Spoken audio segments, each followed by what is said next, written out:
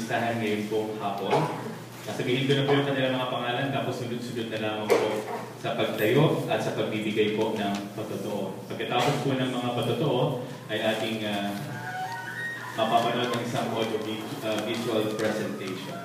Nais natin po mapakinggan ng patotoo si Sister Emma Albaniel. Pagkatapos po ay si Sister Araceli Cortel. Pagkatapos po ay si Laura. At pamuli po si Kuya Roy.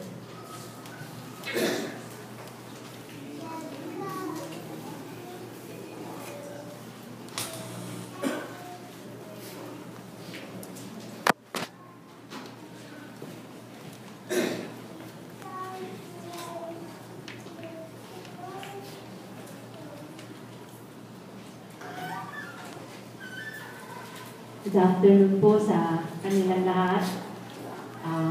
Papasalamat po ako sa pagkakataon na ma-share ko kung paano naging kabahagi ng buhay ko si Leslie.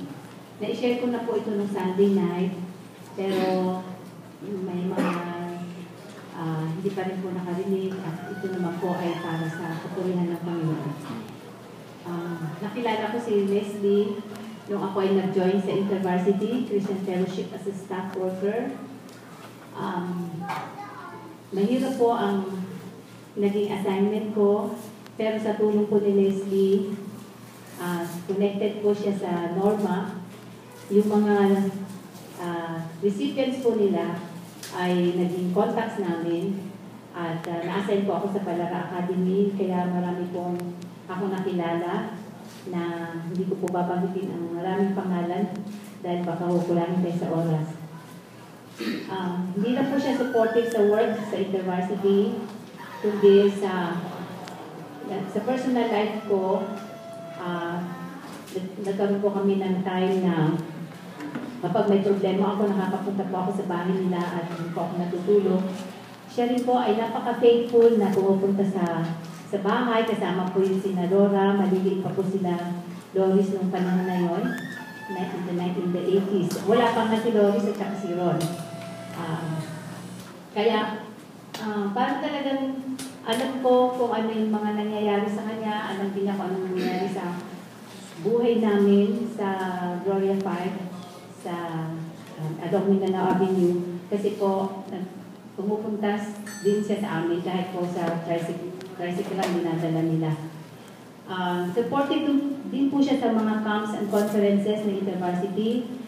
Kaya nga, gabi ho ng Sunday, sinabi ko na recipient po ako ng kindness, thoughtfulness, and generosity ni Leslie. Very supportive siya sa mga camps and conferences, hindi lang sa mga student contacts ko sa 4 na high school ko noon, kundi hanggang sa magkaroon ako ng pamangkin na kaedad halos ni Ron, sila nag-i-encourage sa isa't isa para maka-attend sila ng ISCF camp.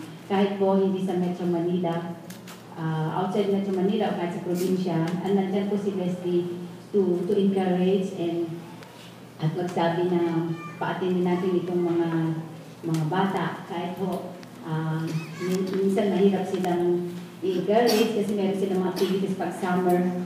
Pero dahil sa pagtsatsaga ni Leslie, sa mga panalangin na nire-request niya, na nangyayari po ang parang kumisan impossible. Marami po akong naging connection